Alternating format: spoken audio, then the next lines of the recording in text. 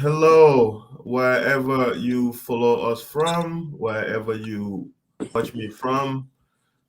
Welcome to the Dialectic Space podcast. I am your host, Ibrahim Sanko, and with me today is Mr. Musa Sarjo, a Gambian lawyer, and with a specific interest in human rights law. And we're going to be diving into the return of former President Jammeh and also matters around the law, both domestic and international. I've known Musa for several years. We went to university together. We also worked at the Truth, Reconciliation, and Reparations Commission together. And so we both have a very keen interest in international law. So I'm really excited to talk to Musa today. Musa, how are you doing? I'm doing well, Ibrahim. Thank you so much for having me today. Thank you so much. So we're going to get dive into it really quick. Just to let all of our audience know, we come here most weekends on Saturdays and Sundays. And if you're here to join us, either when you're on YouTube or Facebook, or you're joining us from, any of our social media platforms, please do consider to subscribe to our YouTube platform to support what we're doing and also put your notification on. That way, you're the first to know some of the conversations that we're having or the people that we are hosting as well. So we're going to dive quickly into it by, really getting to know Musa and who he is, where you're from, what part of the country that you are raised in, and what really are some of the fond childhood memories that you have. If we would begin from that by telling our audience who really is Musa Sarjo. Thank you. All right. Thank you so much, Ibrahim, once again. It's a honor and a pleasure for me to join you today to have a discussion on this very important topic that is of concern to the Gambia and the global community as a whole. Yeah, so just for a start introduction, I am Musa Sarjo. I was born and raised in Brikama, Sateba. Yeah, so perhaps if you ask Mr. Kansul Seni Ba or Basiru Ba or my friend Tijan Ba about where they come from, they will tell you about how they were born and raised at a village around Sarebojo or somewhere. Well, I wasn't born at a village, but I think my childhood life kind of reflects or more of the same as somebody who was born in a village. Yeah, so when you just look at it, during my childhood days, it wasn't that easy at home. Yeah, my father was a farmer, and every farming season we had to join him at the farm, and then, as a big family, work together to support the family. And my mom too, was a gardener from Kombolamen. That was where she was raised, and she was working together with her auntie, and then through their gardening, they were able to raise money to buy a piece of land in Lame. Yeah, basically, my father, in addition to being a farmer, he also worked with Gamtel for over 2 decades. Yeah, but someone who was born and raised in Brikama, especially from Brikama Jida, you can relate how the experience was. We are always inside the Brikama Jida forest. We had to fetch firewood for the family, and most of also that is where we also get our struggles. We had to also get firewood and then sell it and then use the money for maybe our school and other basic needs generally. Yeah, so basically that is Musa Sayo for you. At any point growing up, or even say, you went to school, I'm supposing you went to either Brikama Primary School. You didn't, because Kabafida is far removed from where you live. So you probably went to Brikama Primary School and then to Alpha Khan, just Brikama Upper Basic School before you eventually went to high school somewhere. Quickly, what schools did you went to or go to? Yeah. I started at Brikama Lower Basic School. Hmm. From there, I went to Brikama Upper Basic, the famous Alpha Khan. Hmm. Yeah, so from Alpha Khan, then I attended my high school at Sipo Senior Secondary School. Yeah, in Combo South. So, in any of those periods, in your school career, were you at any point involved in extracurricular activities? The most famous one most people do is obviously football or soccer, as we call it in America. Were you involved in extracurricular activities, debating, drama? what is it that Musa was involved in? Because I like to ask this to understand, what sort of things shape the experts eventually, or the professionals that we end up talking to today. Yeah, I remember. I think the key for me is during my stay at the Sifo Senior Secondary School, I was involved in a club called the Literary and Debate Society. Basically, what we do was we write news stories. We do follow newspapers, and then we write news stories. Then during assembly sessions, we present developing news to the school generally. Yeah, so that was something that really captivated me, and then I think it also built my advocacy skills as a young student at the time. Yeah. So eventually, you went to University of the Gambia to study law. Prior to going to the University of the Gambia, when did it actually occur to you that you in fact have an interest in pursuing law or the legal profession? Yeah, me deciding to study law was not an easy one.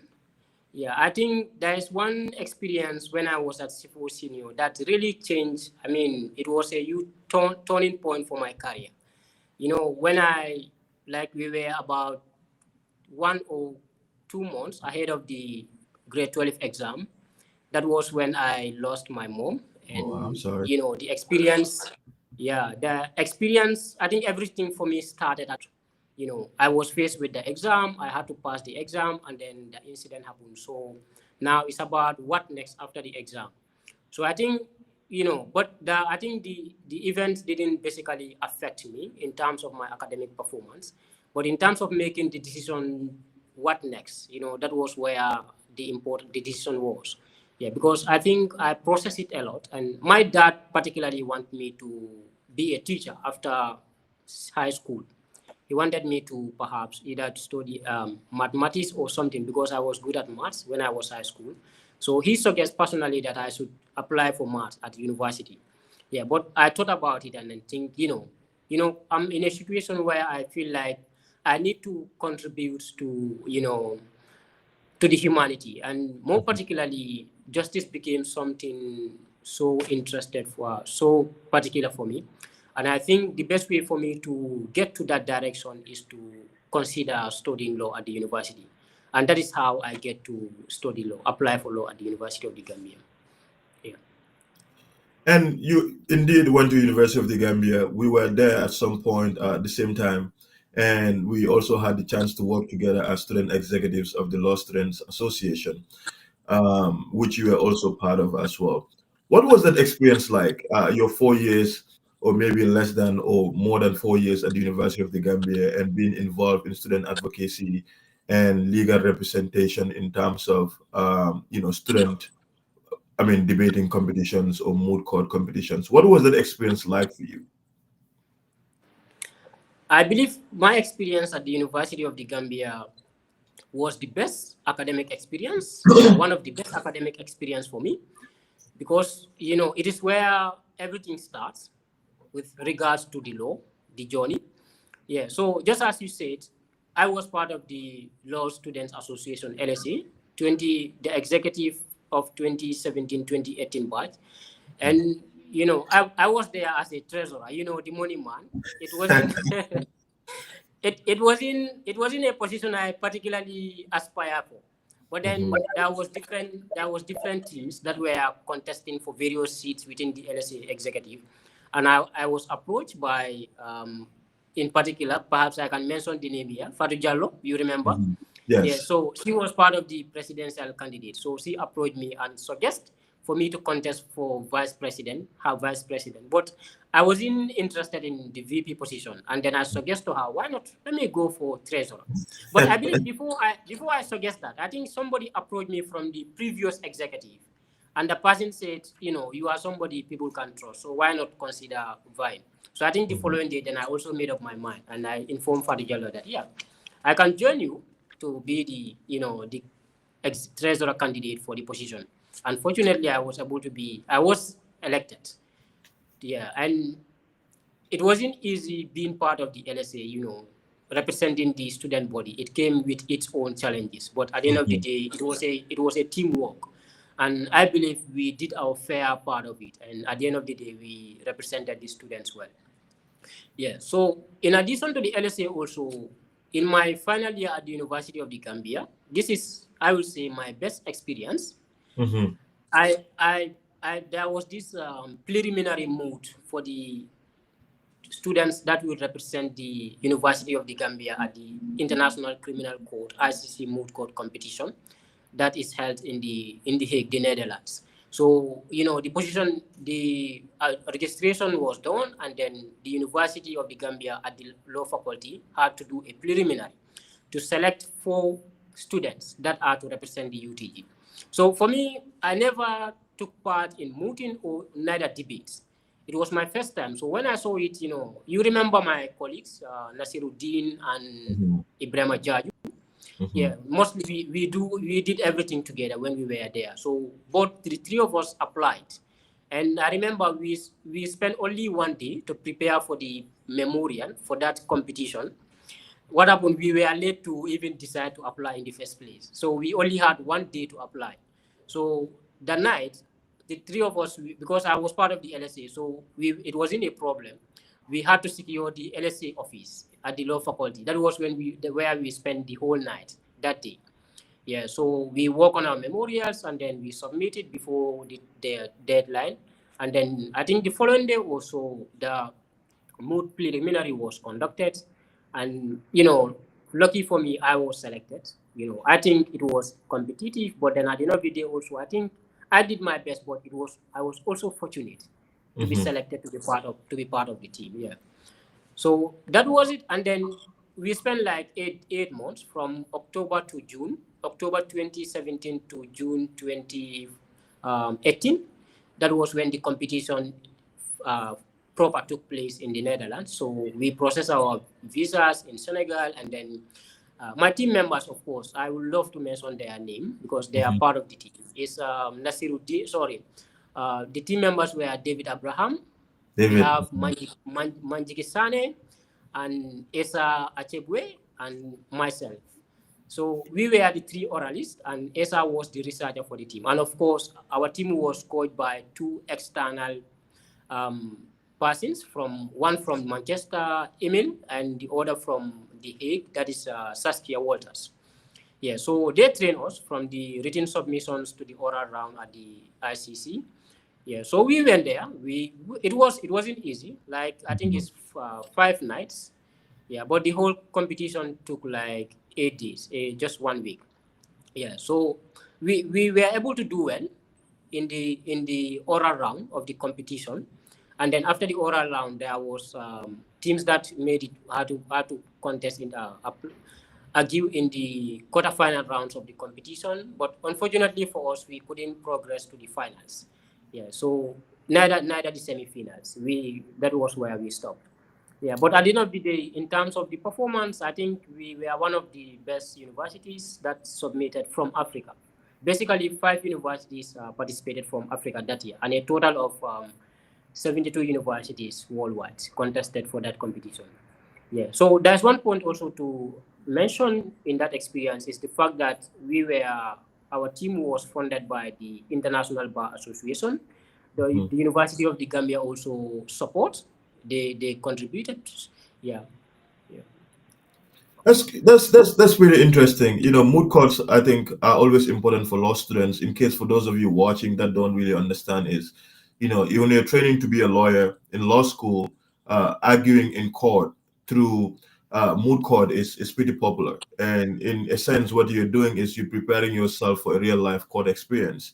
And you have been given a hypothetical case, and you go and study it, you write memorials, and then you go and present that hypothetical case before people that are supposed judges or that appear to be judges to listen to you. So Musa was one of the very few people from the University of the Gambia, together with other people who were fortunate enough to compete with top universities around the world, and they absolutely did a starting performance, because I remember this time.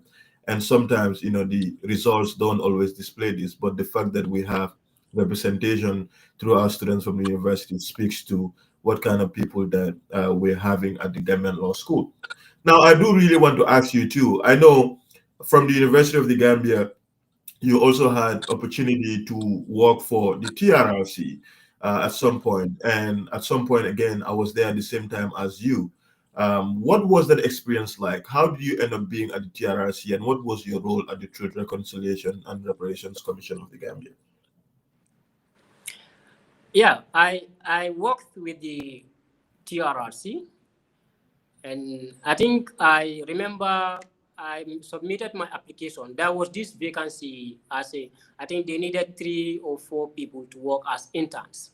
So I started as a media review. Yeah, the position was media review intern.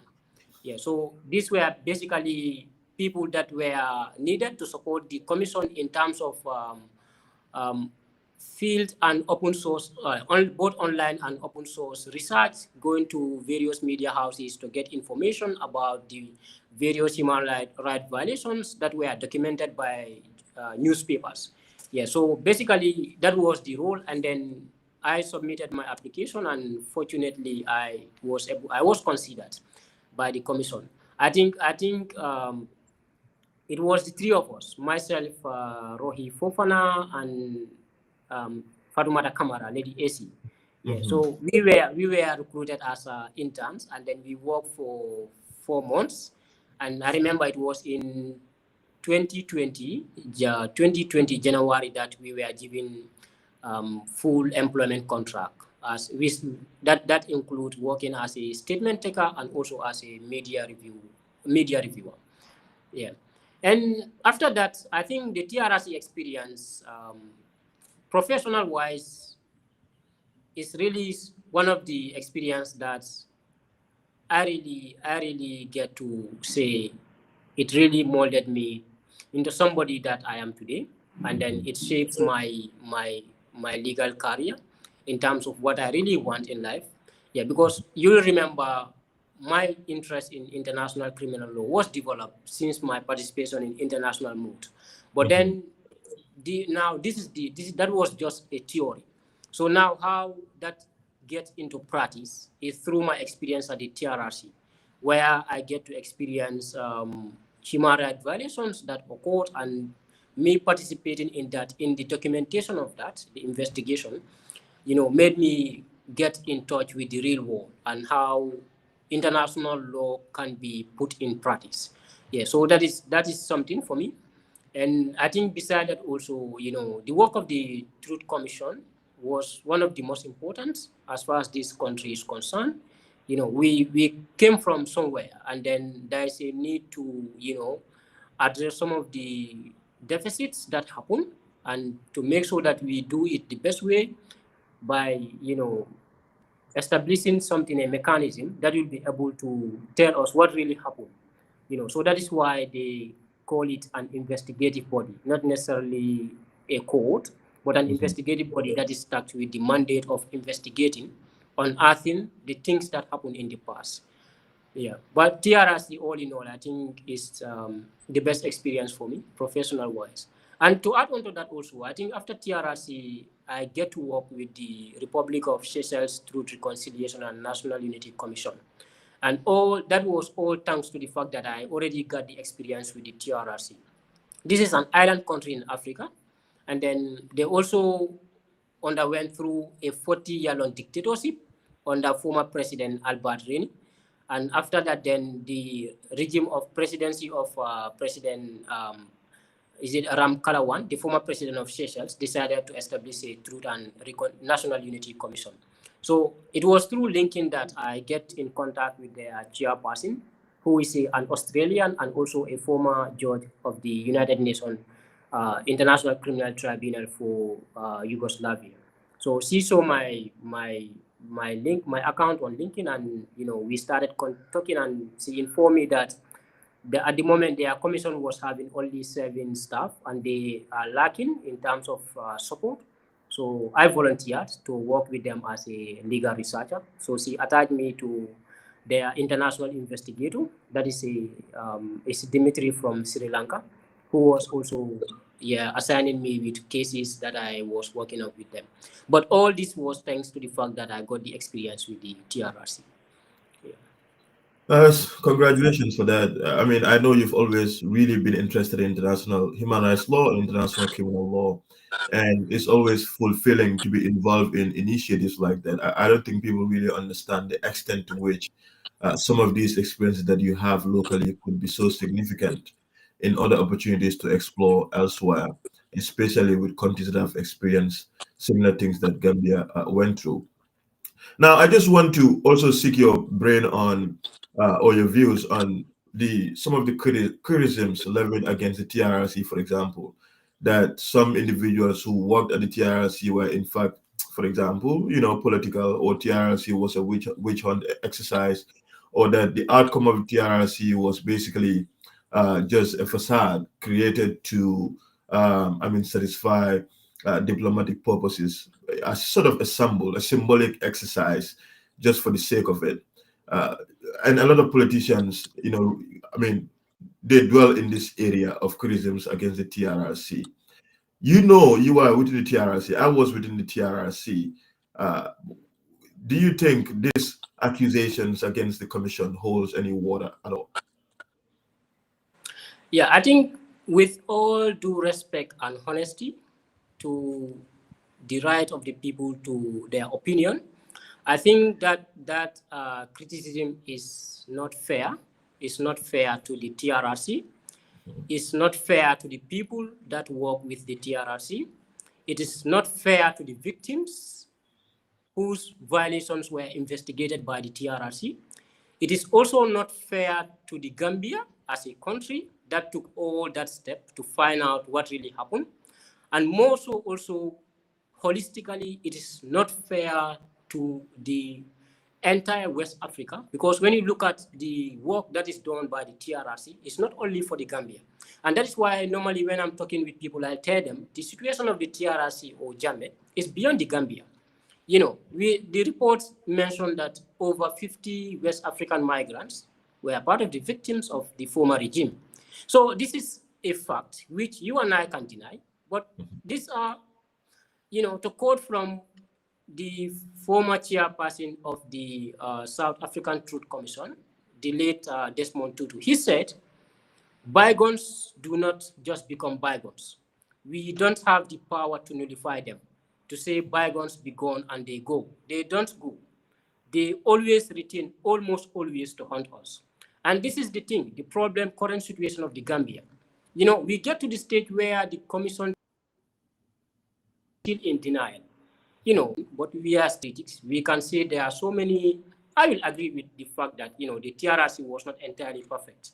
There were some loopholes in the works of the TRRC. We can all acknowledge that. But to refute the entire report or the work of the commission, I think that is really not fair. And also to add on to that, I think it's also important for us to also see, or to put it this way, that TRRC is not the first of its kind. These incidents happened. I just cited this South Africa, but also other countries like Kenya or Uganda, even outside Africa, truth commissions were established to find out human rights violations that were alleged, how they happened, who were involved, who was involved, who are the victims, and to also establish so that the country will be able to get the facts in order and see the best way forward. So I think basically this is what TRRC was all about. So I think, the critics about the TRRC can also assess, the perspective they are coming from. But of course, as you said, some are politically motivated to come with the critics. But it's not something also new to us. You remember even during the TRRC itself, people are calling TRRC a witch hunt. Yeah. And I cited an example about this. This is also not the first time a truth commission is being criticized about that.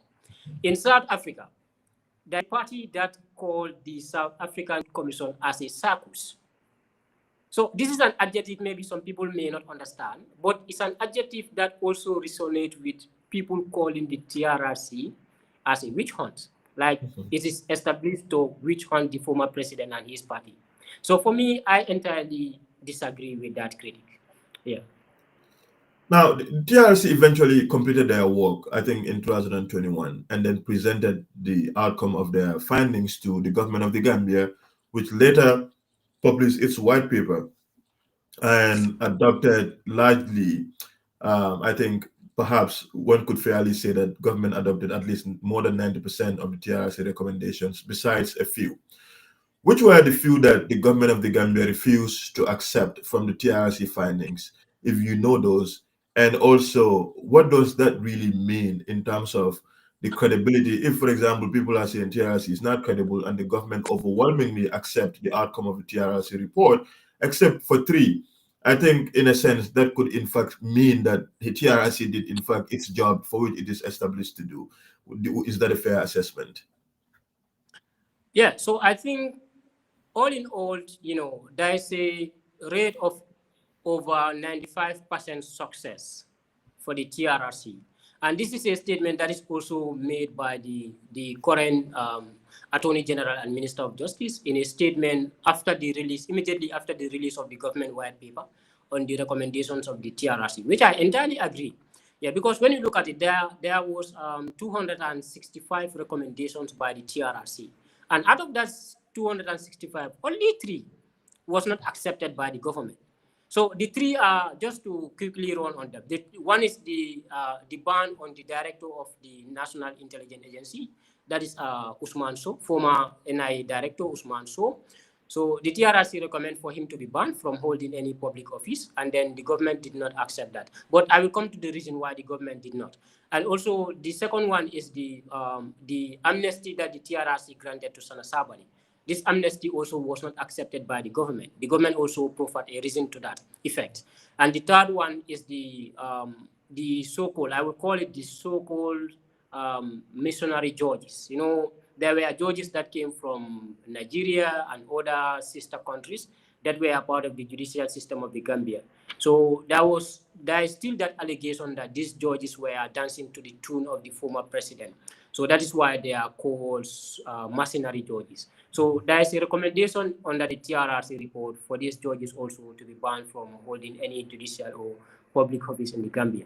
This is also, again, a recommendation that the government do not accept.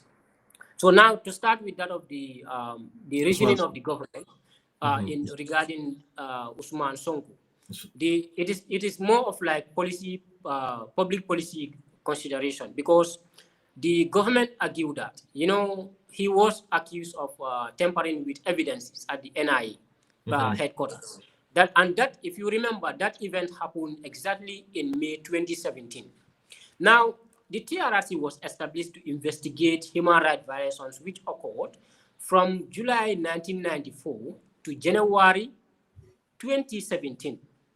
Now, events that occurred in May 2017 falls outside the TRRC mandate. So now, if the TRRC should recommend that, we are not saying what TRRC argued in that is not what happens with regards to the incident. But the government's argument was that no, this incident was outside the scope of the TRRC mandate. So I think that is one of the arguments I understand coming from the government, why they decided not to accept that recommendation.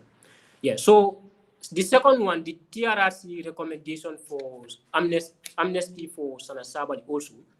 Again, the argument of the TRRC was that because it was obvious we were all following. The people were following the Sana Sabali testimony. Sana Sabali was one of the witnesses, the perpetrators who fully cooperated with the TRRC. He disclosed all information to the best of his knowledge.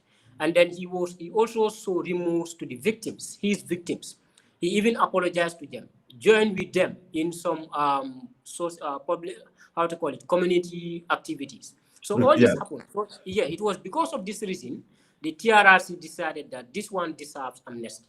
Fair enough.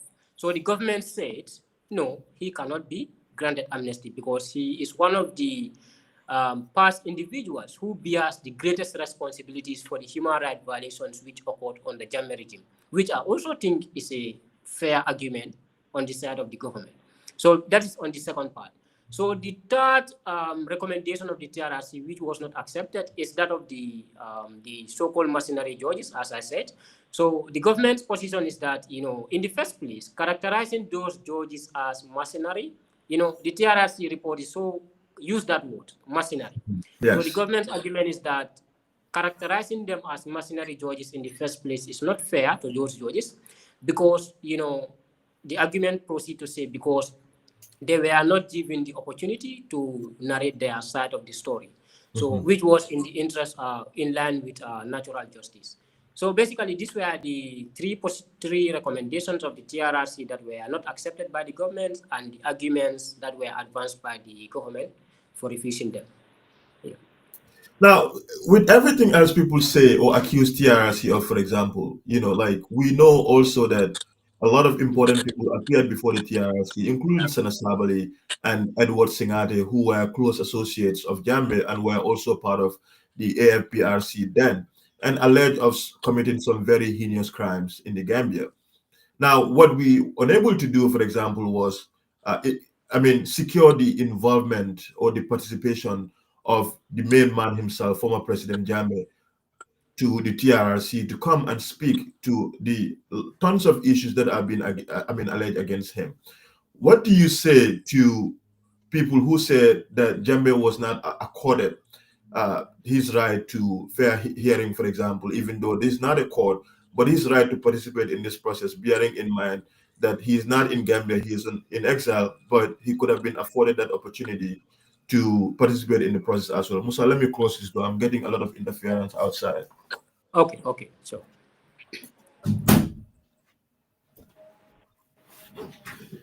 Oh yeah, sorry about that. But yes, that the fact that Jammeh did not participate in the process and he could have been invited, for example, and which I'm not sure for as long as my involvement is concerned was done. Jammeh could have been accorded an opportunity to even participate through a live, testimony like other witnesses did. Did that in fact affect, if any, the credibility of the process that we did? Not exactly about the credibility of the TRRC or its report. Yeah, I know the argument on that line stems on the principle of natural justice, which requires that always listen to the other side of the story. So that is the argument of the people that are advancing that point, that he should have been invited to also narrate his side of the events at the TRRC. However, I think I want to make a distinction. I think this may be subject to legal argument, but my position is that, natural justice is the general principle which also captures the rights of fair trial rights. It's also part of natural justice. But when you look at it, most people are advancing this argument on the basis of Jammeh's constitutional right to fair trial. So this is the point. Fair trial only happens or is only provided by a court of law. It is a court of law that is required to provide a fair trial right, or any adjudicative body. It can be a court of law or an adjudicative body that is constitutionally required to provide a fair hearing to an accused person. And you offered a fair hearing to an accused person, not a suspect. I think these are also legal terms that is important for us to distinguish. So when you look at the case of Jammeh and the TRRC was not a court of law. It was not an adjudicative body. The TRRC was a fact-finding mission, an investigative body that was tasked with the mandate of recording or gathering a historical record of events that happened within its mandate. Now, this applies even prosecutors use prosecutorial strategies. This is even adopted by prosecutors in international tribunal, but that is not the point of discussion. Just to come back to the point, to say that the fact that Jammeh was not invited at the TRRC does not necessarily undermine the credibility of the TRRC. Although one could argue that maybe if he was invited, he would have also revealed some information which in some issues addressed by the TRRC could have changed the argument or perhaps the position of the TRRC as they put it in their report. I think this is an argument that I accept from people that made this point, made an issue here. But besides that, I think You know, if you remember, let me cite this one also. I think it's fair to cite it. The former lead counsel of the TRRC, SR1, he, during one of his interviews, he was asked this question, the same question about why Jammeh was not invited at the TRRC. His argument was that they do not want Jammeh to undermine, or his presence to undermine the works of the TRRC. So I think that is a fair argument for me. And he proceeded to say, Jammeh will have his case, or Jammeh will have his chance in court. Either he can proffer his case, or he can proffer his defense whenever the matter gets to the court. And for me, that is the position I also agree. Because at the end of the day, the Jammeh will have to, Jammeh have to answer to some of the allegations that are leveled against him. And that will only be done by a court of law. So I think this brings us to the ESA's argument that one day or the other, Jammeh will have to have his, day in court. His word in court. Yeah. Exactly. So exactly. And also to cite, not to cut you, sorry. I always, when I'm talking about TJ or Gambia's TRRC, I like to make reference to South Africa because, it's accepted that it's one of the best examples for any transitional justice process. Maybe not in any, but in the case of the Gambia, it is the best example for us. So there was one of the presidents of the apartheid regime. This is P.W.D. Clark. I believe the name sounds familiar. He was one of the apartheid regime presidents. He was invited at the the Truth Commission of South Africa. But that even, adds to the effect that it has on the that South Africa's commission. Because when he came, he denied some of the allegations, which according to the commission, they were so obvious. For example, he denied the fact that the government gave, not directly gave, but the government allowed security officers to carry out some operations which led to the killing of some blacks in South Africa. And these were facts that were so obvious that, it became an issue for the commission. And at some point, it disrupts the operation of the commission. So this is an example to tell you that, it's not necessarily for the best interest of the commission or for the country to invite a former head of state to come and testify in an investigation which he or she is the key person in that. Yeah. So alternatively, also you can argue that would he be available if in the event the TRRC decide to invite him? There's also a good example to that effect from South Africa. There's another president who also was subpoenaed to come and testify before the South Africa Truth Commission, but he denied. He blatantly denied. Yeah, he refused. He was the very person who called the South African Truth Commission a circus. I mentioned that. Yeah, that word came from him. He said that is a circus. He will not appear or give anything to that commission. Basically, he was saying he doesn't recognize the legitimacy of that Truth Commission. And it was the same for the Gambia. We were hearing people calling the TRRC a witch hunt. And these are people that are Jammeh affiliated.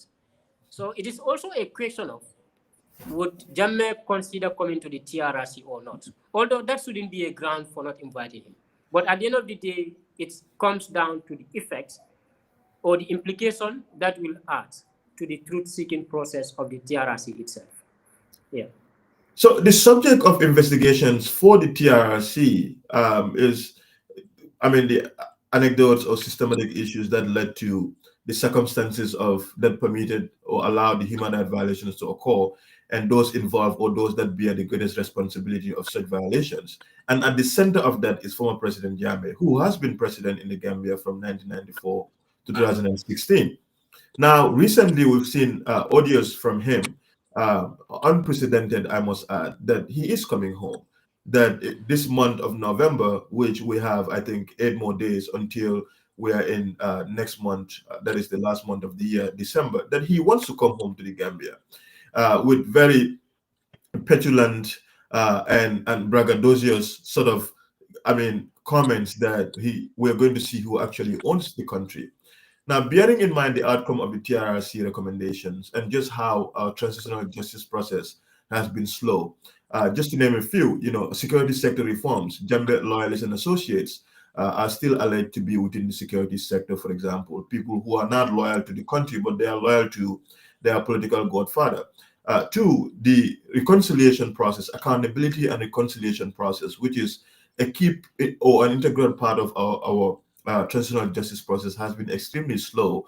What we've seen so far is a reparations commission is established, but the extent to which they're impactful is still leaves a lot to be desired. And also generally in terms of issues that Jammeh, the remnants of or the effects that Jammeh has left in the country in terms of corruption allegations, in terms of economic crimes that, say, for example, the Commission of Inquiry has also unraveled. There is no sort of meaningful accountability towards those things. But if they have, we do not see the just sort of what we've learned from our recent past. Now, I'm curious to also ask you, what do Jammeh's return to Gambia really mean for the victims, but to the overall Gambian community? Not also refusing to acknowledge that Jammeh is also a key important political player in our political space. There is still a member of our community, Gambian community, that still like and adore and admire Jammeh. So, what do this really mean? The idea that former President Jammeh can come to the Gambia, bearing in mind that TRRC made a whole investigation that stands still waiting for. So much, Ibrahim. I think at some Musa, I'm losing you. Musa, are you with me? I can't see you.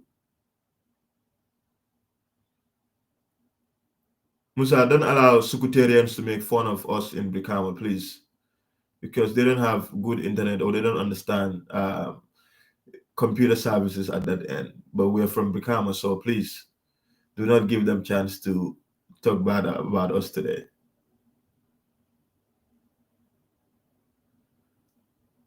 Bella, are you here? It seems we're struggling with Musa a little bit, but those of you who are here, please consider subscribing to our YouTube channel. I like to add that all the time to be the first to know what we're doing or who we're talking to. Our YouTube channel's name is Dialectic Space Podcast, and you can check it out and also share the content that we have there. Have your notification on as well. But Musa is experiencing some technical difficulties, I suppose. But as soon as he's back, we're going to continue with the conversation. But Musa is very grounded in law, especially international criminal law, and has really a good experience having worked at the Truth Commission as well. So I thought I'd bring him on for us to chat about the TRRC, what went through, and Jammeh's coming. What sort of plans are in place or legal frameworks to hold Jammeh accountable, if any, that's eventually going to follow. But let's wait and see if Musa comes on any moment from now. yeah, Ibrahim. Musa, Yeah, you are hearing me. yes, I can hear you. Are you with me?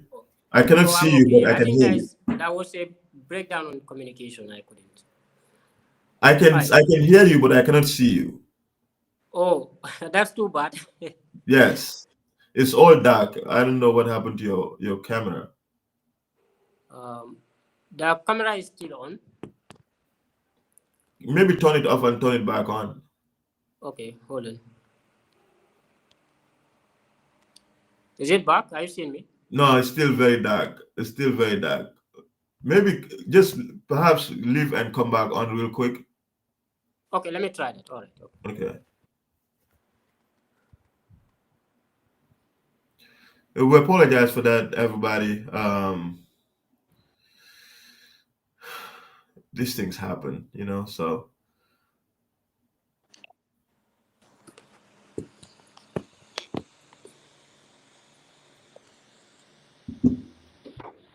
Hello, Ibrahim.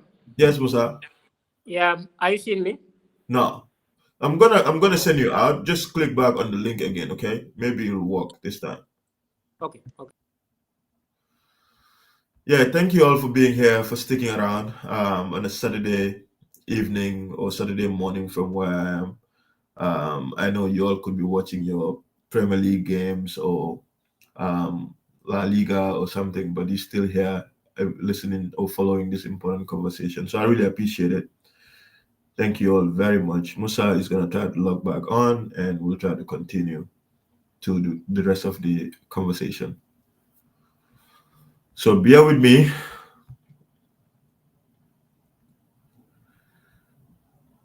Oh, by the way, I'm also going to be talking to Marinang tomorrow, God willing, same time, 6 p.m. Gambian time, and we're going to dive into the spending habits of Adam Barrow's government or the NPP government in light of the 2026 budget estimates that just came out.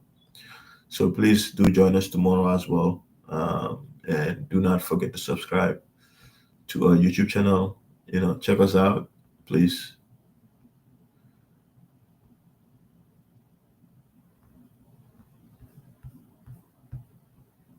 So Musa is gonna come back on again with experiencing. Okay, I tried to line him in. Good. Yes, Musa, did you get my question? Yes, yes. You are Okay. seeing me now? Yes. All right. Yeah, so, okay, I think at some point there was some breakup in the communication, but I think I understand the question. Okay. Yeah, yeah. So basically, the transitional justice process, for me, I wouldn't say Percy that it is slow, because when you look at it now, there did all the necessary legal frameworks that need to be in place for the prosecution of persons that are recommended by the TRRC for recommendation is all in place now. Now, you mentioned about the Reparations Commission. Yes, it's one of them. The Reparations Commission is already established and it is in operation. The last year, both the Special Accountability Mechanism Act and the Special Prosecutors Office Act were all passed by the National Assembly. And also, in addition to that, the most important instrument, legal instrument, as far as accountability for Jammeh and other co-perpetrators is concerned, is the Statute of the Special Tribunal. And this is the law that establishes the Special Tribunal itself. So I don't know if most people are aware of this development, because when you follow the activities of the post-TRRC unit, which is headed by Ida Person under the Ministry of Justice, and of course, some activities of the Gambia Bar Association, you realize that through collaboration between the government of the Gambia and ECOWAS, a special statute for a statute for the special tribunal is already established and is in force. So this is the law that established the special tribunal. Although physically, the court is nowhere to be seen because the structure is I understand, I'm not privy with the information, but I understand currently the government is in the process of building the structure itself for the special tribunal. So I think these are developments that we can appreciate as a country, considering the limited resources we are having, and most of the time we are relying on donor support, either regional or international, for us to be able to establish all these mechanisms.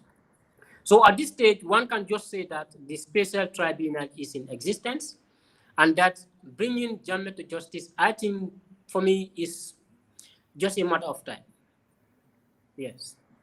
So I'm not sure if that covered all the question you asked, because there was a communication. yes, it's part of it, partly. But I was also curious to know what this could mean, for example, to the victims of the Gambia who continue to wallow in despair, in waiting for justice, basically, for this guy who has done so much to Gambians, or allegedly done so much. At this point, I just don't feel like even using allegedly, because it's so hard to sort of refute some of the things that we know are just tried, or they just we know they happen, right?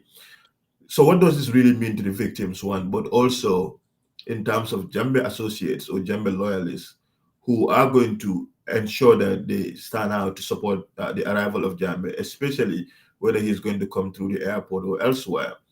Um, it's tricky, but what do you really think about that? Yeah, I think the return of Jammeh, for me, okay, it has lot of it will have implications. It will have also hope for it. It will also be an opportunity for some people. Yeah. So when you look at the side of victims, I think all the victims want right now is one is for them to be reparated, to be compensated for the suffering that they went through, and two also they will want to see that some people are brought to justice, because at the end of the day, accountability is very important. It is a prerequisite for any democracy. It's a prerequisite for any human rights culture. So there is that need or urge by the victims that all these two has to go together. There has to be reparation, there has to be accountability, and at the end of the day, there will be, or hopefully there should be reconciliation. So maybe for other people, maybe people who believe still now the TRRC evidence is not enough, or maybe it's not true. You know, there are a lot of people who also, people who are loyal to Jammeh who still hold that view, that most of the revelations from the TRRC is not true. People still say that. Yeah, for them, it's like they want Jammeh to come. To what end? For him to come and continue his political career. That is to continue being the flag bearer of his political party. But then the problem is now, I think the situation of Jammeh, I would say Jammeh is an intelligent man. I think we all know that. He ruled us for 22 years. Jammeh is an intelligent man. And for me, I don't think it is intelligent for Jammeh to come on the basis that he just wants to continue being the flag bearer of his political party. I think this is the reason why he is coming, then it's a mistake. Because already, as I said, there are mechanisms in place for accountability. And as an intelligent man, I think Jammeh will process all this to ask himself, to what end? If I landed in the Gambia today, to what end? That is the question. So irrespective of what his return means to all these various interest group of people, at the end of the day, the bottom line, what it meant for him also is also something we can discuss, or something we cannot overlook. What Jammeh's return meant for Jammeh. Okay, so this is an information nobody knows. At the moment where Jammeh is, how is Jammeh in that country? What is his situation? You know, is Jammeh feeling okay? Physically, mentally, is he okay where he is? Maybe if those issues are concerns for him, perhaps that could be the reason why he would want to come. But to what end also is also something very important to ask when Jammeh comes today. Because I believe, yeah, we can agree right now, there is no international or domestic indictment against Jammeh. But then these are processes that can happen any day from now. Because I remember I was following the website of the Ministry of Justice. I believe the post-TRRC unit, they advertised the position of the special prosecutor. You know, the Special Prosecutor's Office Act was passed last year. So the person who should be the special prosecutor, the person responsible for the prosecution of Jammeh and other perpetrators, this position was advertised, and the deadline was since June, this year, June. Imagine June, July, August, September, October, November now. The process that the government has done within this, the progress they did within this period, we don't know. Yeah, it could mean at the moment the person is already selected, and then maybe there are some paperwork that need to be done. Nobody knows. So, because what needs to be done, you know, we will get to this discussion in terms of how to arrest Jammeh, because I know eventually we will get to that conversation. So there's a concern whether when Jammeh landed in the Gambia, he will be arrested or not. You know, the people also talk about constitutional mechanisms that should be in place. Yes, all those are valid arguments. However, there are two approaches or mechanisms that is either one or the other. One can be, Jammeh can be arrested through a domestic approach. He can also be arrested through an international approach. So domestically, for Jammeh to be arrested, you know, Section 69(3) of the Constitution requires that for any former president to be, for any civil or criminal case to be brought against a former president, you know, the National Assembly has to pass a motion, and then that motion should be supported by a 2/3 majority of members. If we are following the developments in the Gambia, I believe this week, there was that motion in the National Assembly debate. Yeah, but I think the argument was misguided. You know, the rationale behind that constitutional provision, why before prosecuting a former head of state, there has to be a motion passed by the National Assembly supported by two-third majority, is because the Constitution wants, the Constitution intends to prevent politically motivated prosecution of head of states.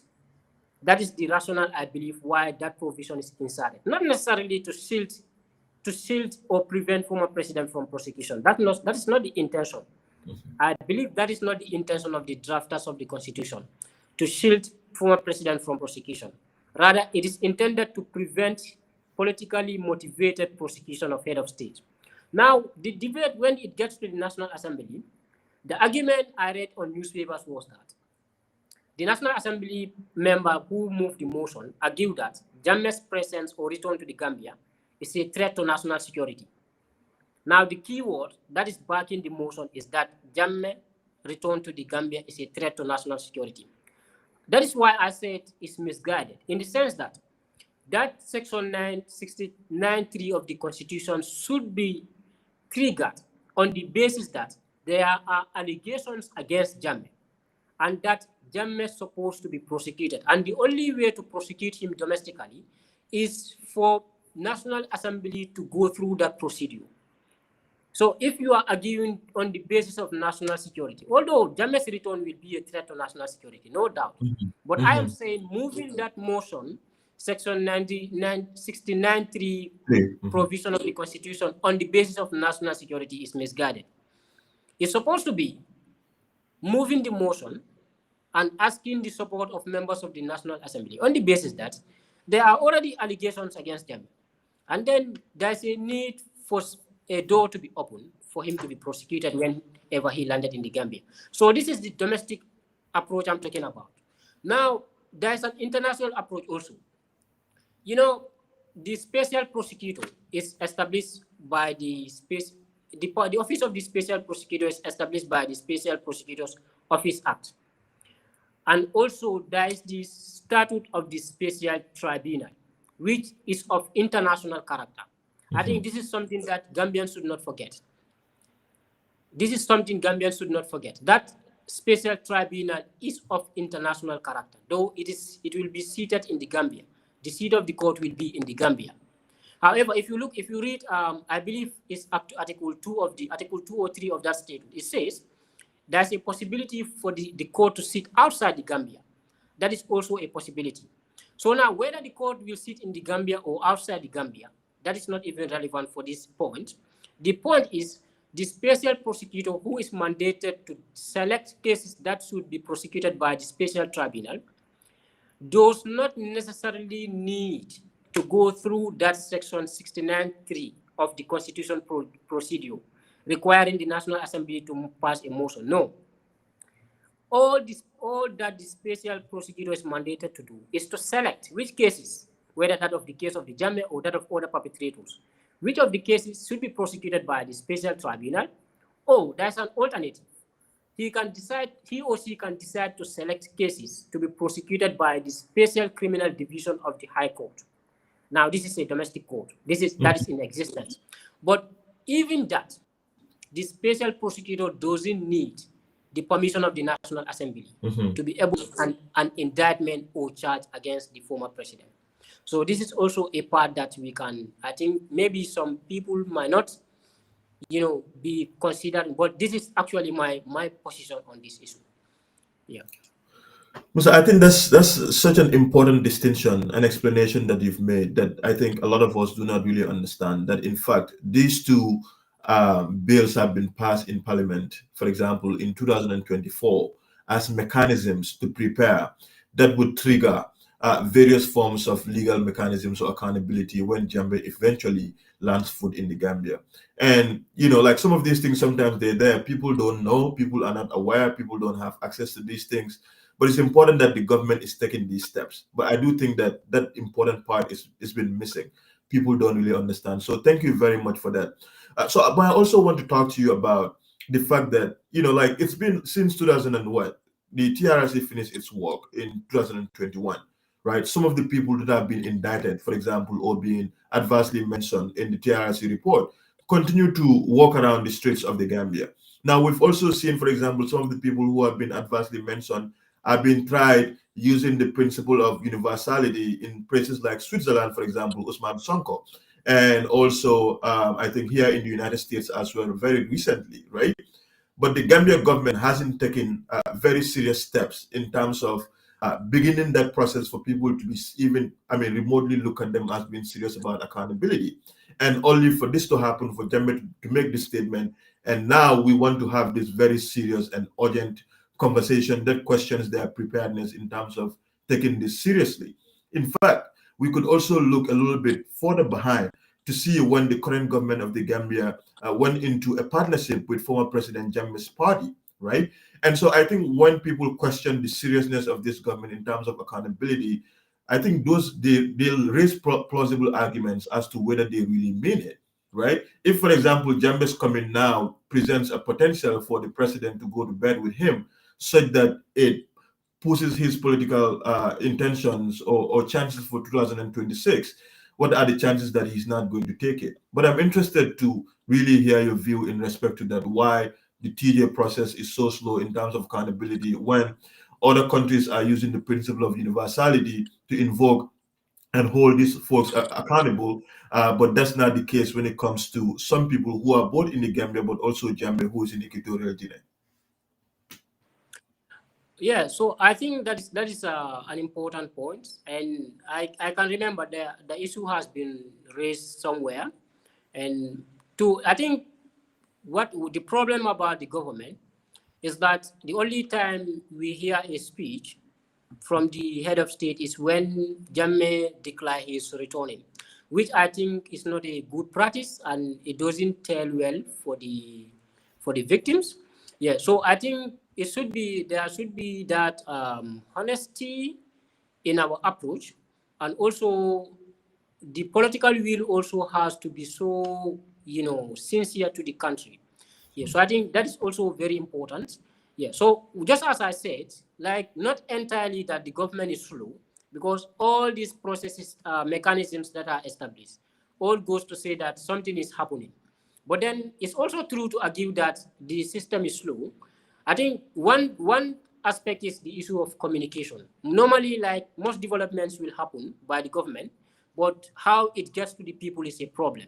So the communication gap also becomes a challenge, so that something will be in existence and people wouldn't know, and then they will of course have to argue that nothing is happening, because you can only speak of something that you know. So I think that is a point.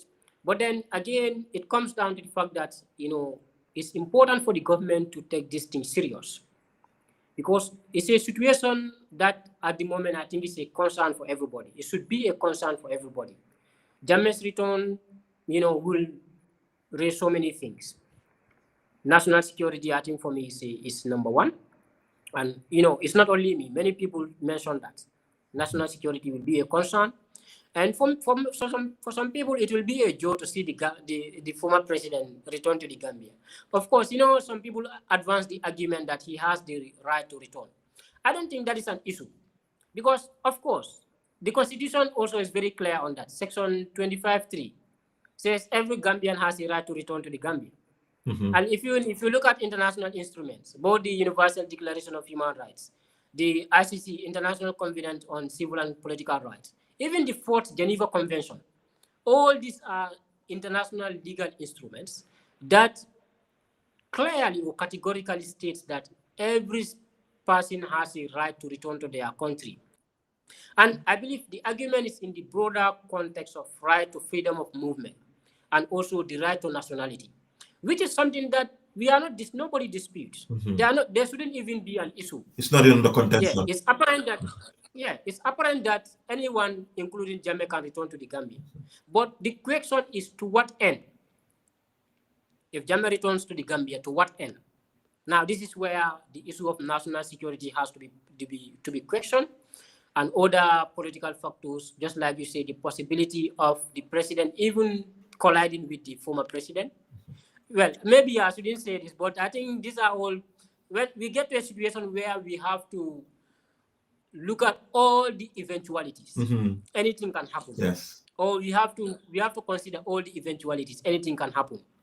Yeah. So all those are possibilities, and I think the only thing we can say to that is that, I know the government is doing something, Yeah. but I think we need to really be serious about it. Now, regarding the national security issue and bringing Jammeh to justice, I want to start a very key example. I mentioned that all these judicial mechanisms are established already.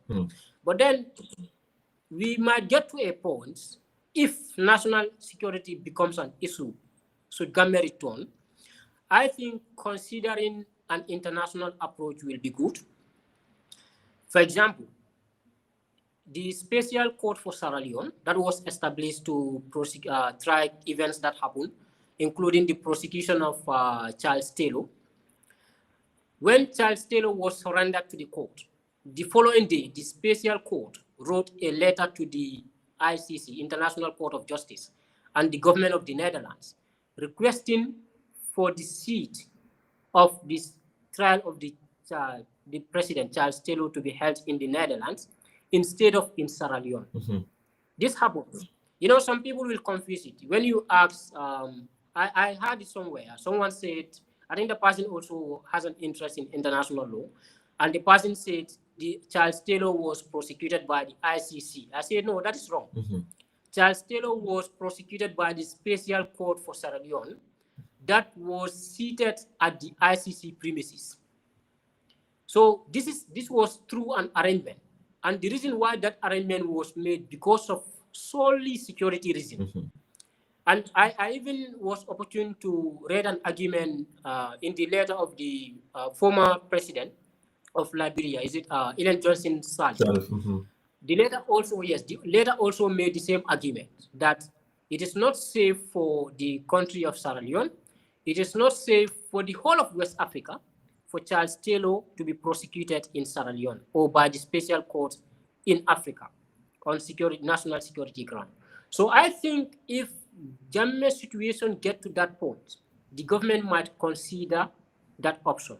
I am not saying they should do that, but I think it's an option that they can consider. Even not necessarily going all the way to the ICC, but even considering other African countries. Because remember, the statute of the special court says the court itself may sit in a third country outside the Gambia. So all these are options. I think we are in a situation where we need to be so holistic about our approach to things. We cannot only wait for the National Assembly to pass that motion and say, okay, now we are okay, Jammeh can now be tried. Because for me, I think that approach will not work. Because the National Assembly is conflicted, is divided. Members of the National Assembly, as far as Jammeh is concerned, they have diverse political views. And at the end of the day, the constitutional requirement under Section 69(3) that requires 2/3 majority of members to vote on that motion. I think I'll be surprised if that motion is passed. So the government should also look outside that. Yeah. So, Council, also to that point, there is a part of this entire process that, let's just put aside the government, for example, and their commitment to, say, enforce or implement TRRC recommendations, or in fact, follow through with the legal mechanisms that they put in place to hold Jammeh, or to hold those most responsible for human rights violations that occurred in the Gambia within the period under investigation. If the government, as it is, it's very slow with implementing, I still hold, I respectfully disagree with you. I still hold that view that the government is really very slow in terms of that process.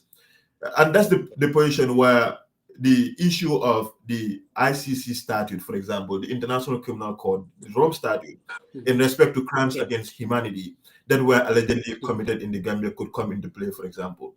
Now, I want you to talk to our audience about what it means when we say these are crimes of humanity, or crimes against humanity in nature, one, that were committed or allegedly committed in the Gambia. And at what point do the International Criminal Court, by virtue of the statute, if Gambia government refuses or is unable to prosecute Jammeh for the crimes that they've committed, that they can invoke the principle of complementarity to step in to hold Jammeh accountable, if any there is a plausible case to be made by virtue of what we know so far from what happened in the Gambia within the period under investigation. Yeah. So before answering your question on crimes against humanity, you just remind me of a very important point. You know, I think I respect your point. I understand when you said the government is slow. I totally understand it. And then that is, in fact, what reminds me of that, the point I'm coming to mention.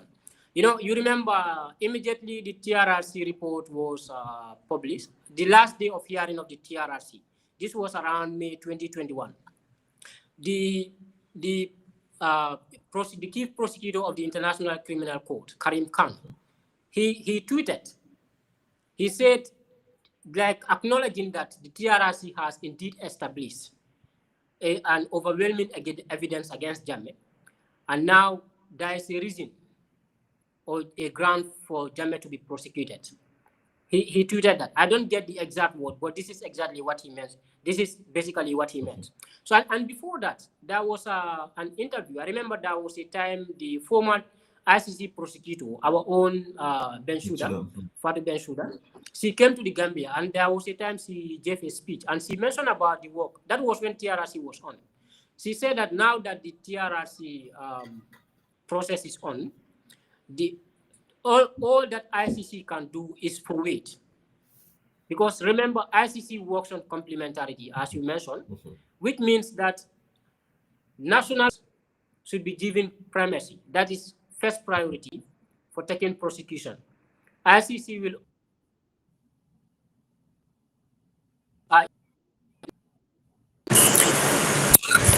Hello, Ibrahim. Yes, we've lost you for a second, Musa. We cannot see you. Oh, okay. I realized that, so that's why I stopped. Yes. Okay, so I can proceed, right? We cannot see you. I can remove you and then put you back on because I think you're making an important point. So it's important for our audience to see you. Okay, please, no problem. Okay. Musa is such a gem, man. I'm blown away by. I mean, I've always known he's really interested in international criminal law, but his ability to really explain these issues, and really in a way that you really understand it by breaking it down, I think is absolutely impressive. And I'm sitting here learning a lot, so much from what he's talking about, because there's a lot of things that I think people miss from this dialogue in terms of legal frameworks and accountability frameworks that are in place. So it's always important to talk to somebody who understands, who is up to date, who is also connected in the international criminal law framework, to see it in a way that other people, like politicians, for example, when they sit down, is different. So I like these sort of conversations, and I'm really learning a lot from what Musa is sharing with us. So hopefully he gets back on as soon as possible. Okay, he's trying to join back on. Father. Yes, Ibrahim. Yes, please proceed. Okay, I am back now. All right, thank you.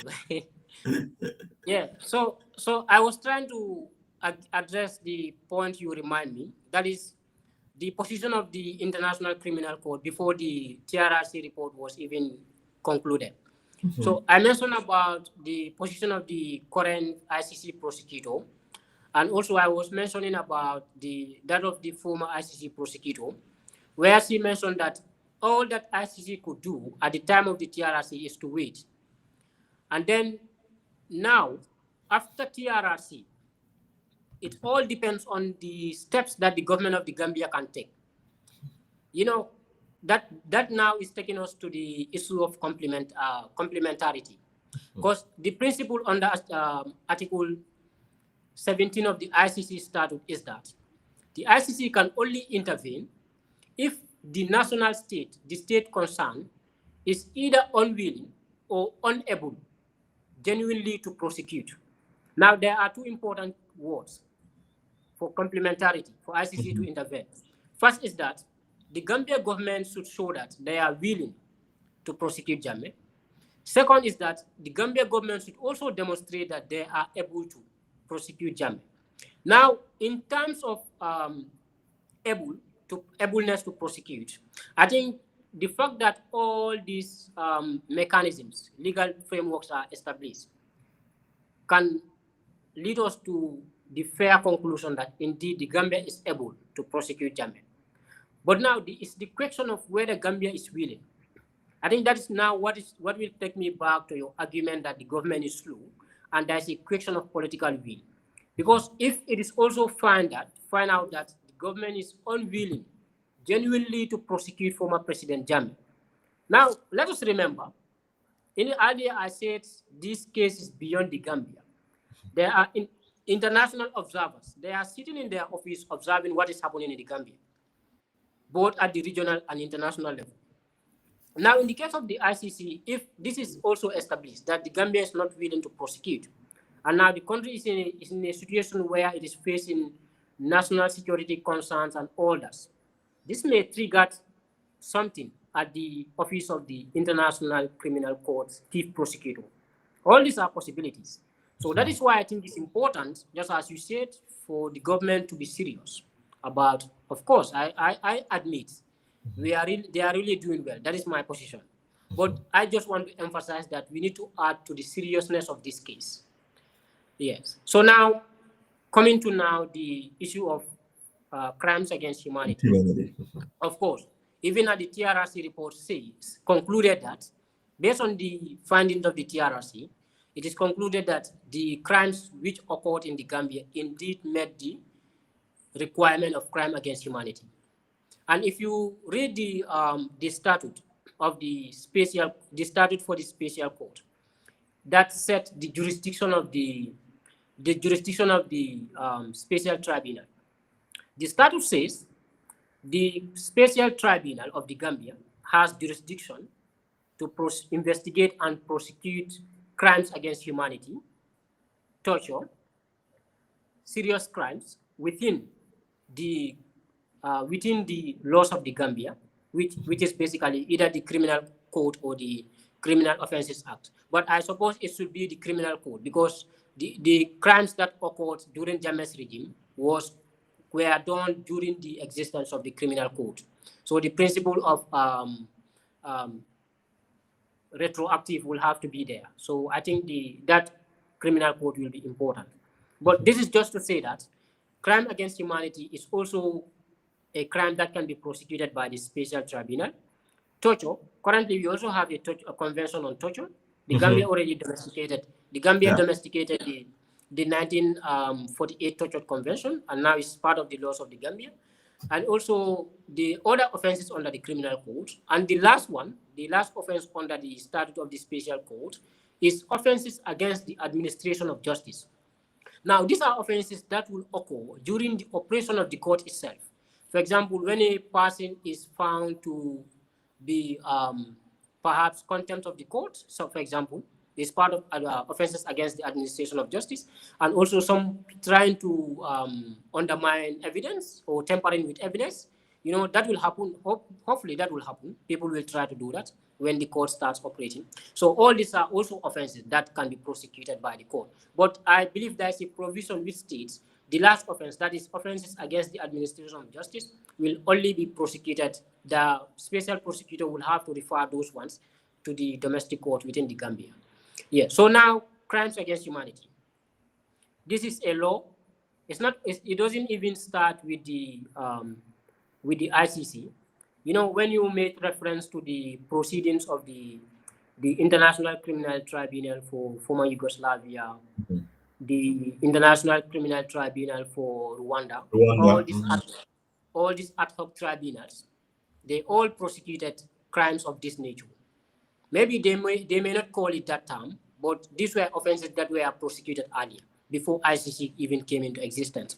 So now ICC came, and the statute established as part of the crimes within the jurisdiction of the court, under Article 7 of the code, is crimes against humanity. So what is a crime against humanity?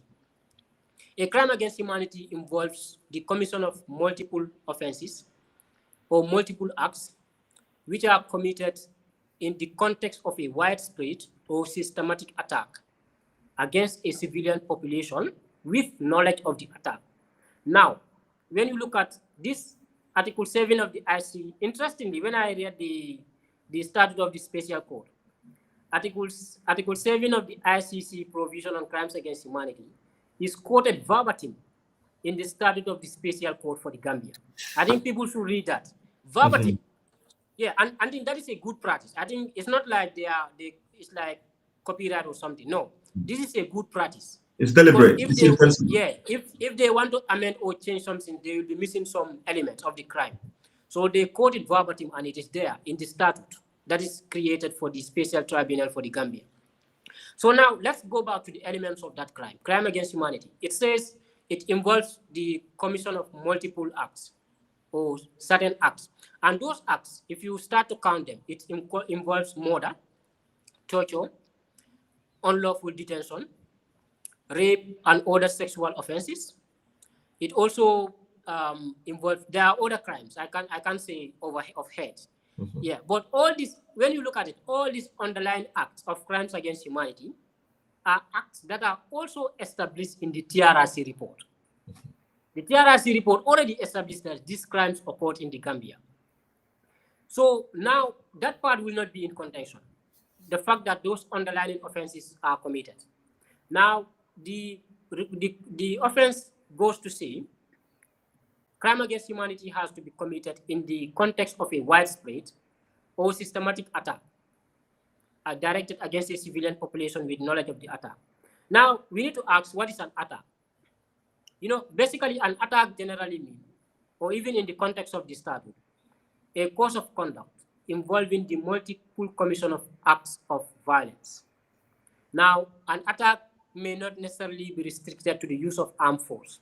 It may even include the exertion of pressure on a civilian population. And this is a decision that is rendered in the ICTY, the Rwandan Tribunal Akayisu judgment. And it also, the element also goes to say, an attack in the context of crimes against humanity will involve, like, it's not necessarily committed against a civilian population. So even the presence of few non-civilians within the population will not deprive the population of its civilian character. So this is just to establish that there is an attack.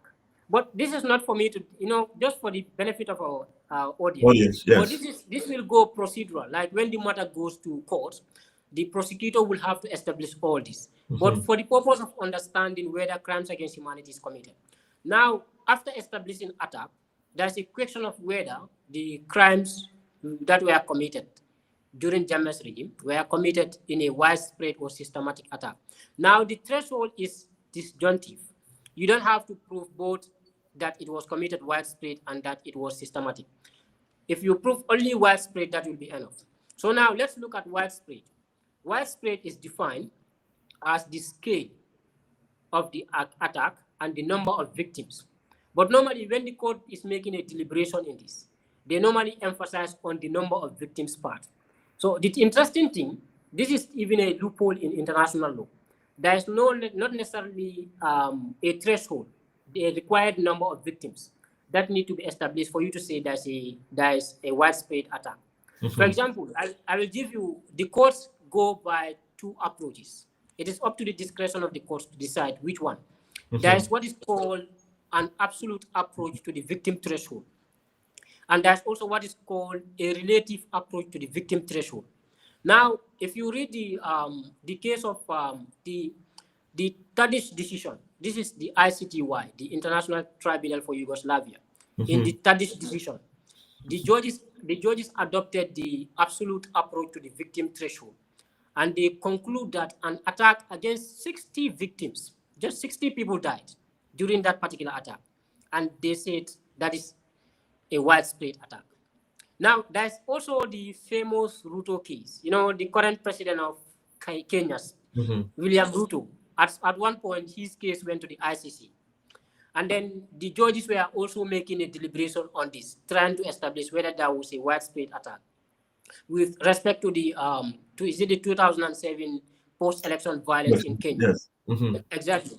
So in adopting the second test, that is the relative approach to the victim threshold, the ICC trial chamber held that an attack against 0.01% of the population of Kenya constitute a widespread attack. Although I believe the reason why that case failed was basically on some evidential grounds. But basically, that is to tell you that in terms of widespread, in the situation of the Gambia, now let's contextualize it. The TRRC report mentioned, I believe, not less than 214 people were killed during Jammeh's regime. I believe this was the number, and it's around that, 214. Now, just relate that to the victim thresholds that I mentioned. You will see there will be no contention. Yes. Now, after establishing that widespread, you go to what? The civilian population thing. I think I mentioned this earlier. So Yes. it also requires, crimes against humanity also require that the attacks should be directed against the civilian population. Now, this is telling you also the test is that the attack should not necessarily be directed against wholly a civilian population. That is to say, the presence of few non-civilians, let's say non-combatants, military personnel, they are not necessarily considered civilians in the context of international criminal law. So even if the people that were killed include military personnel, this will not necessarily deprive the population of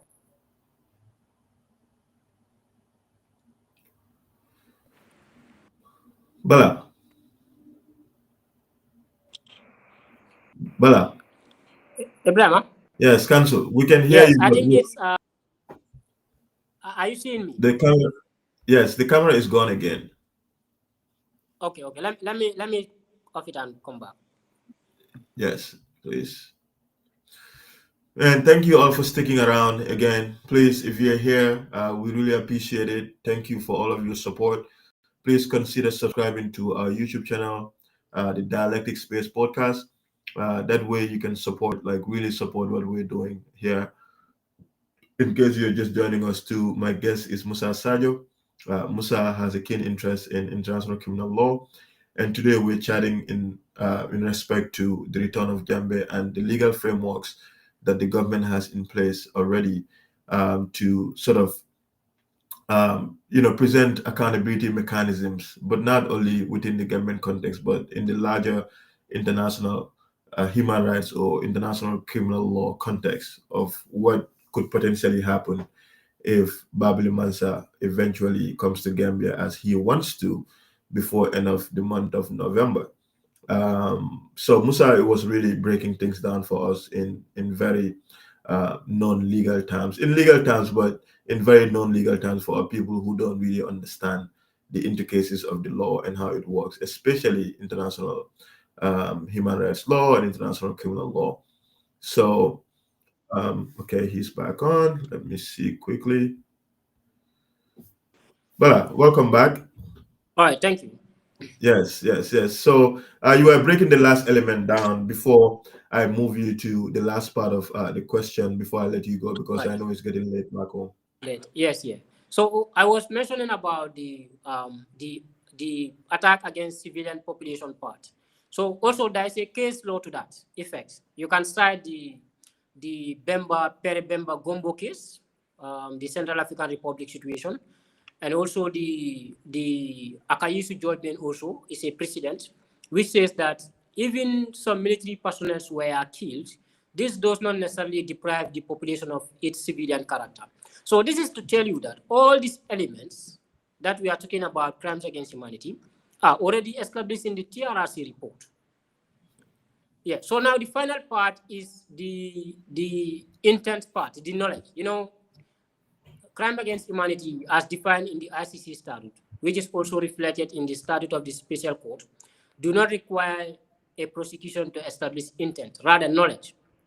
Now, this is provided under Article 30 of the ICC statute. I don't exactly know which provision of the special statute of the special court has it, but it is there as it is quoted verbatim.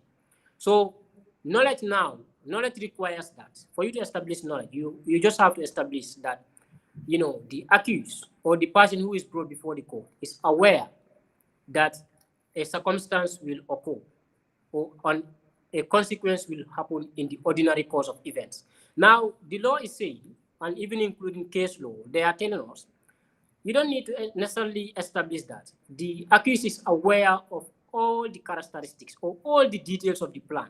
You know, if you follow the TRRC proceeding, especially that of the testimony of junglers, some people who mentioned that, you know, Jammeh gave them orders or something. It's not a question of whether Jammeh was aware of all.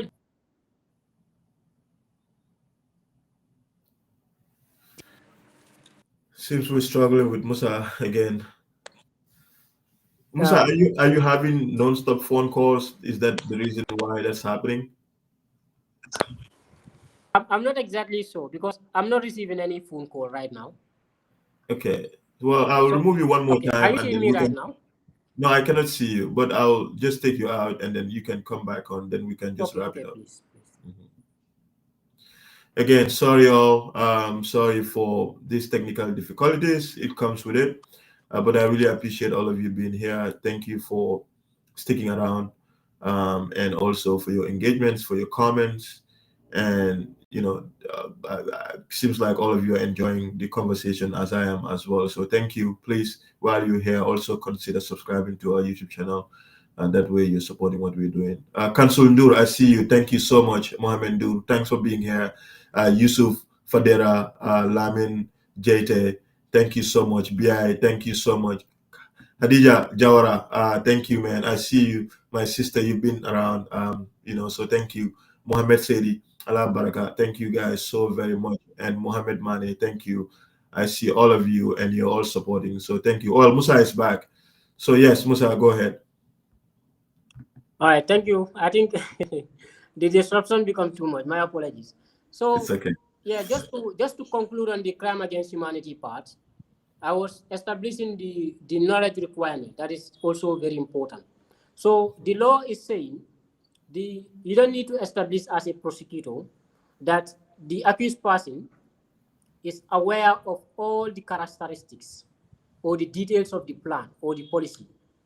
You know, the accused person being aware that a circumstance exists or an event will occur in the ordinary course of events. This will suffice. So basically, this is just to tell us that the policy, I mean, the operation of the NIA or the junglers at the time, these are things that obviously the former president was aware. Now, when we get into as to whether he gave the orders or not, or whether he actually acted or not, when as far as establishing the knowledge requirement of the crime is concerned, those are not issues that the court is going to put into consideration.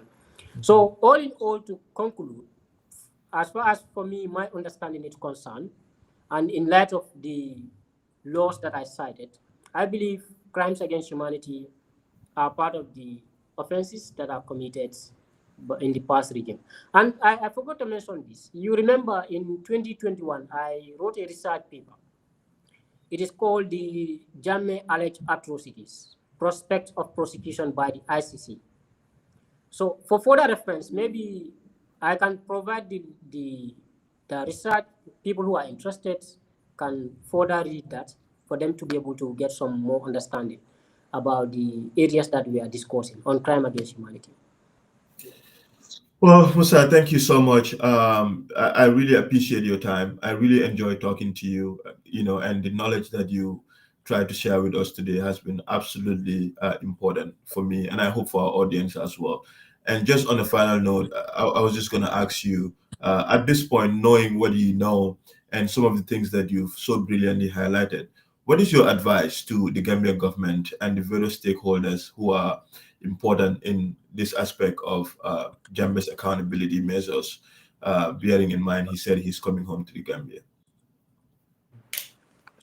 Yeah, so this part, I think I will find it difficult to advise the government, but I know that three key areas that I will want to mention. But before that, just to also acknowledge that the government also has people that are really in a good position to advise the government.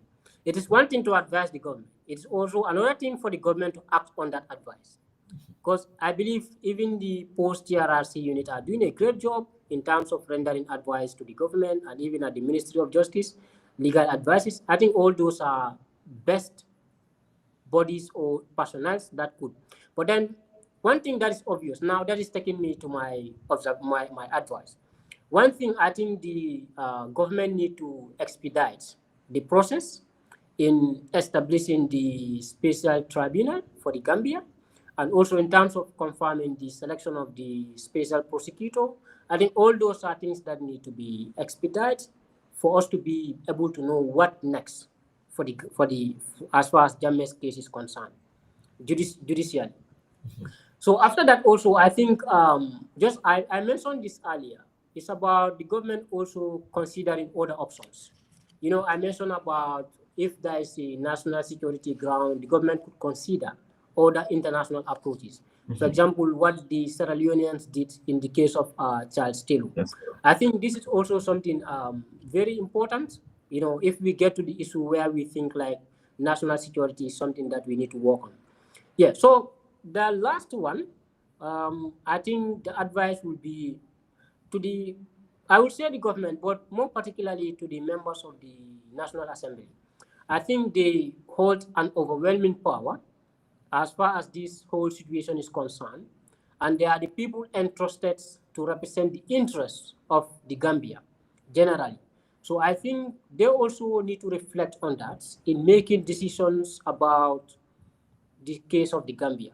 I think at the end of the day, as far as the special tribunal is not yet fully operational, I think the country will heavily rely on the National Assembly to make a decision.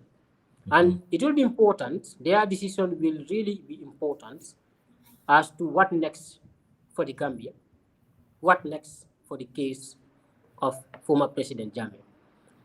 I think that is the little I have in terms of advice.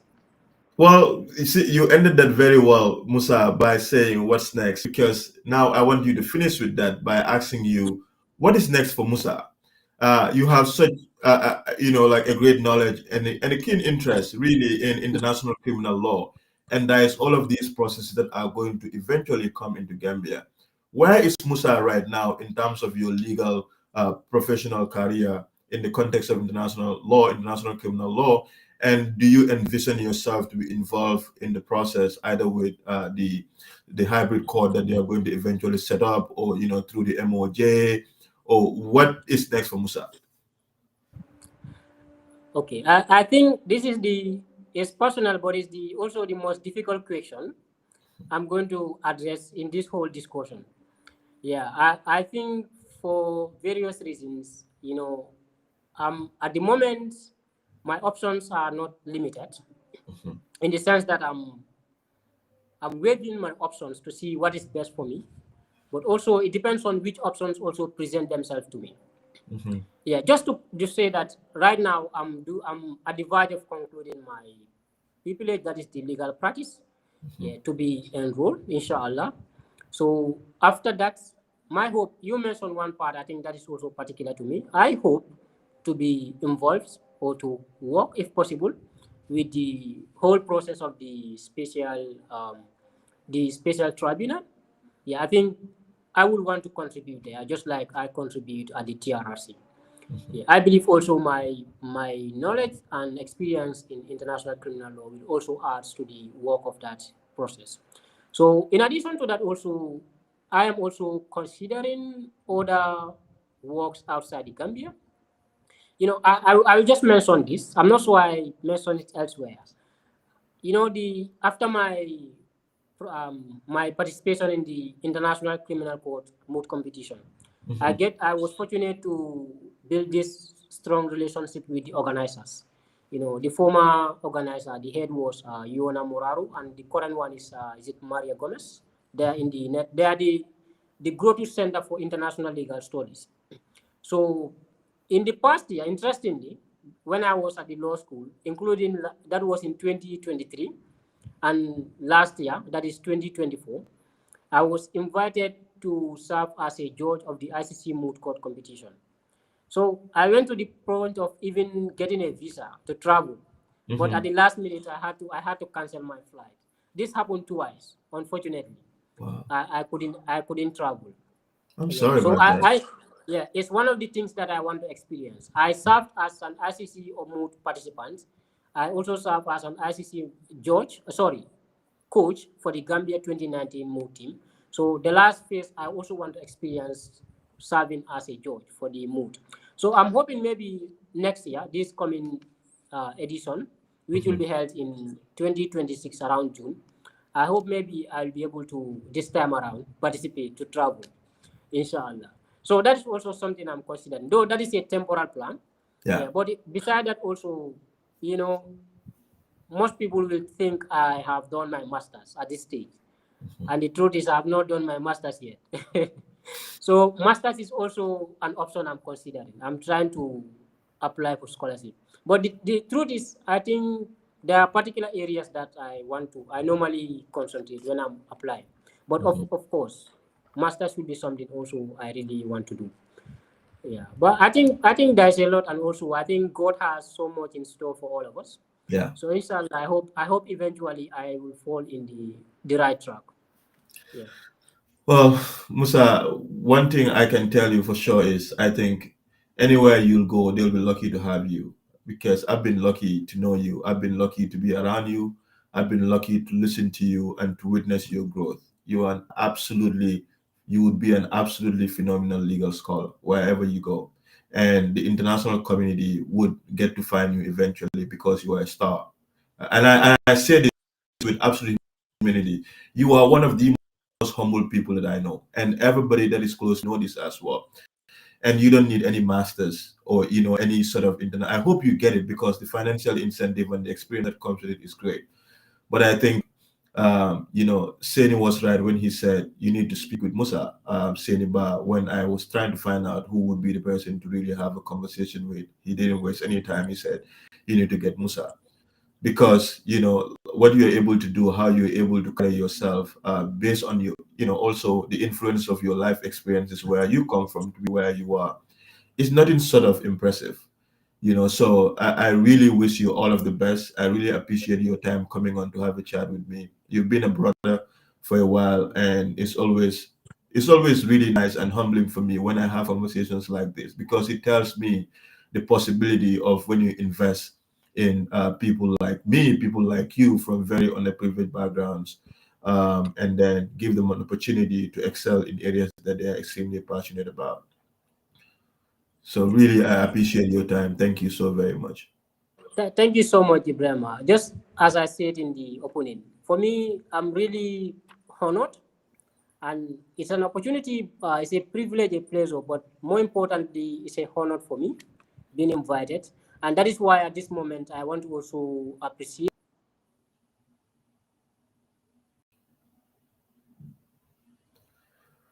Well, Musa, see the Sukuda internet Say does. you are going to tell people.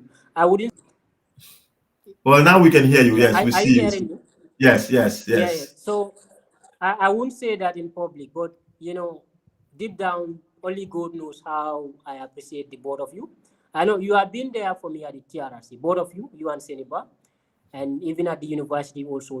I know, only God knows. And so, just for me to tell you that I really appreciate the both of you for the confidence and the trust you have on me. And I think this is not just for you, but the conversation is also a learning point for me. I think I have also learned so much while I'm also talking. And I hope at the end of the day, the country will benefit from this. And just finally to say that I think you are doing a great job in this podcast that you initiate. And I think it's something that, just I will encourage people to be following you. Yeah, thank you so much. Thank you so much, Musa. Have a wonderful Saturday and a lovely rest of your weekend as well. Yeah. I really And appreciate it. and and lastly, our viewers, Uh-huh. we shouldn't I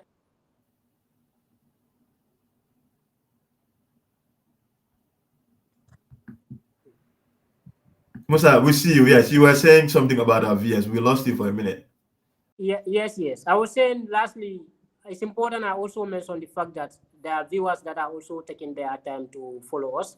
So I think Yes. I will also use this time to really appreciate their time and also their effort in following this. Yes. They are all appreciated.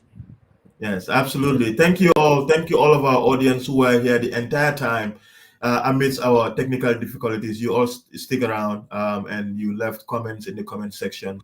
And you can watch this video, this interview, and also share from our Facebook page, from my Facebook page, Ibrahim Sonko, but also the interview is on our YouTube platform, Dialectic Space Podcast. And we are going to put various versions of the interview on our YouTube as well. And also, I mean, parts of the interview on all of our social media platforms during the course of the week. So once again, thank you all. I appreciate all of you. You all have a wonderful rest of your night. And I look forward to seeing you all tomorrow.